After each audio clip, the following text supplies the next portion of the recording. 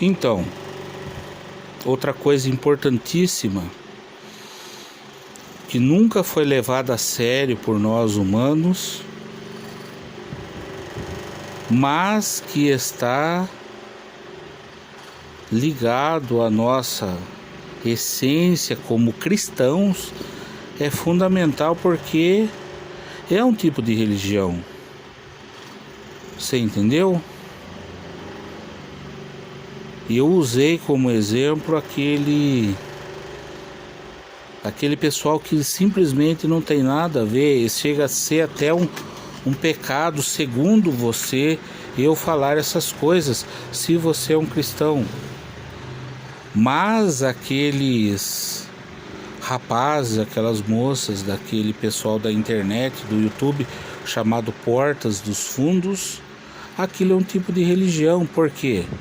Porque lá eles questionam questões bíblicas, questões de Jesus, de Deus, que levam você a uma reflexão que pode levar você a mudar de ideia. Você era um católico, você viu uma daquelas charges, daquelas comédias, você não riu, muito pelo contrário, você chorou e disse, de fato, segundo Albert Einstein, Charles Darwin, segundo a ciência, eles têm razão, esse pessoal da Porta dos Fundos.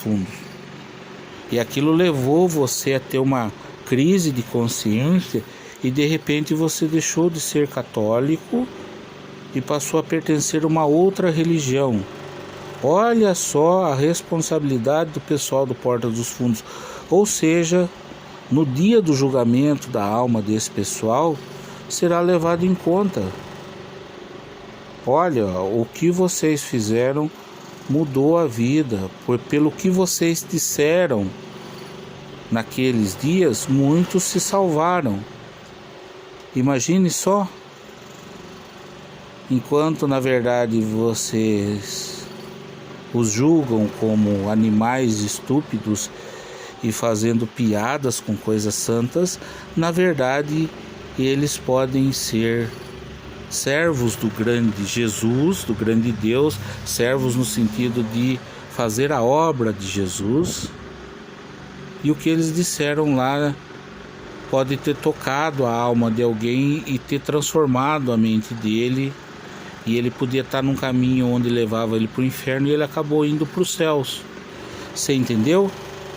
Porque levou a reflexão de uma maneira chocosa, de uma maneira fazendo piada, fazendo humor negro, humor sarcástico, mas aquilo lá foi a única forma que entrou na mente, ofendeu a mente daquele humano e ele deixou de ser católico, por exemplo. É um exemplo apenas. De mesma forma que não é levado em conta são filmes baseados na Bíblia, né? Filmes que eles têm dois filmes importantíssimos, que são filmes que pregam o Evangelho de Jesus Cristo para você. Um primeiro prega muito Jesus para você, que é aquela Matrix, o primeiro filme da Matrix. Os outros lá não importa, mas aquele primeiro filme da Matrix, o Neo é comparado ao Jesus.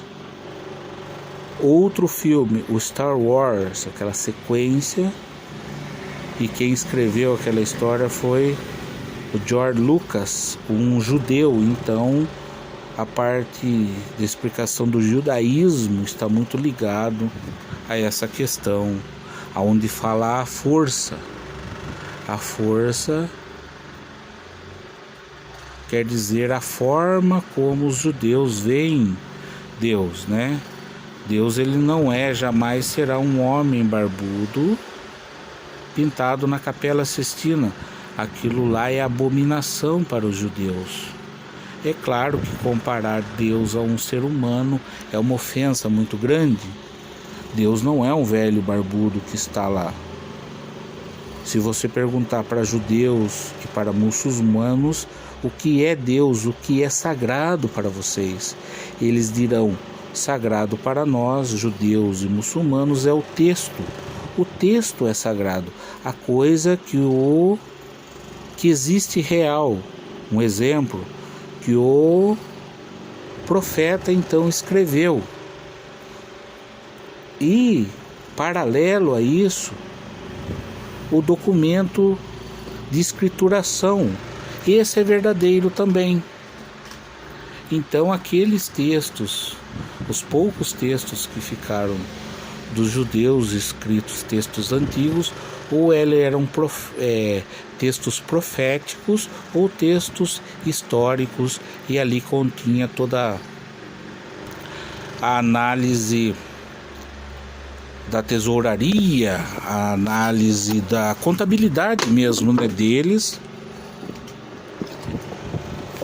e do que acontecia no Estado de Israel, que era um país na época, né?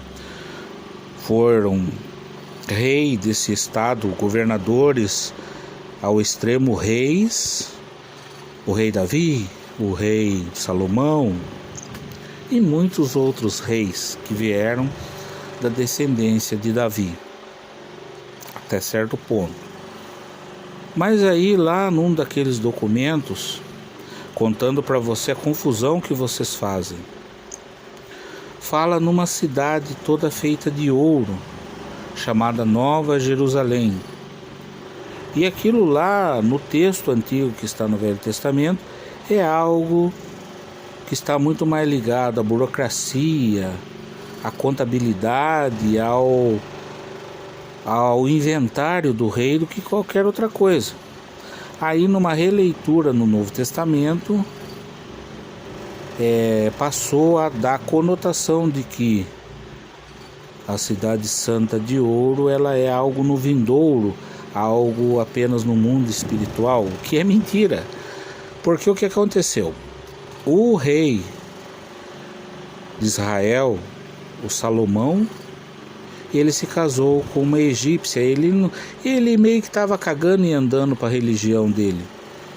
Ele era político, muito politicão, e ele casou com muitas estrangeiras, violando a regra das leis de Abraão, das leis de Moisés, principalmente, né? E essa egípcia, filha do faraó, disse, que daí já é uma história bem antiga, né? É pré-gregos, aquele faraó, que é o rei lá dos egípcios. A filha dele então conta para o Salomão que o pai dela, aqui na América do Sul, especificamente no Brasil, ele tinha uma região onde ele achou muito ouro, chamado na Bíblia de o ouro de Ofir. Aí o Salomão perguntou, mas como que ele vai essa distância enorme aqui do Oriente Médio até o Brasil?